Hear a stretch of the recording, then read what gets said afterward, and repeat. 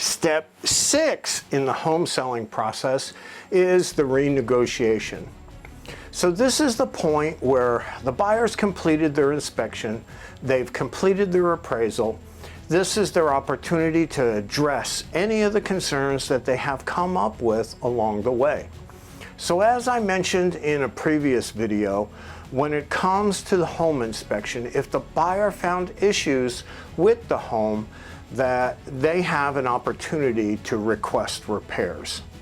You have no obligation to agree to anything, but it's all a negotiation. It really depends on the market.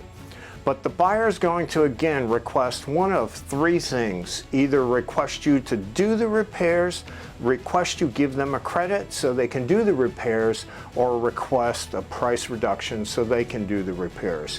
Whenever possible, we prefer not to do any repairs during escrow.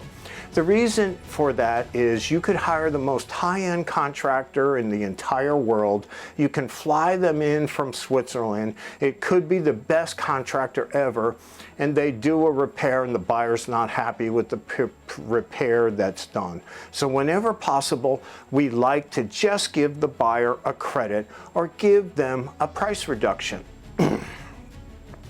Let them complete the repairs after the close of escrow. So we will, again, your agent will work with you on this and come to an agreement that you're comfortable with. But just understand this is all a renegotiation for a reason, because it's about negotiating. So you don't have to agree with what they ask for. They don't have to agree with what you respond with. We are going to negotiate back and forth, so just be prepared. There's going to be some sort of renegotiation, 99% of the time, so just want you to be prepared for it. Also, if there was any issues with the appraisal, if the value didn't come in where it needed to, or every once in a while an appraiser will actually call out a repair that they want to see done in the home. We need to take care of that, absolutely. Maybe they feel it's not safe, so the appraiser may even call something out, and a buyer would again request that in their request for repairs as well. So we're handling both inspection and appraisal issues simultaneously, and that request for repair. So again, you got an amazing team that's going to be negotiating on your behalf. There's no set in stone rule for how this is going to get handled. They're going to make the first offer of what they're looking for.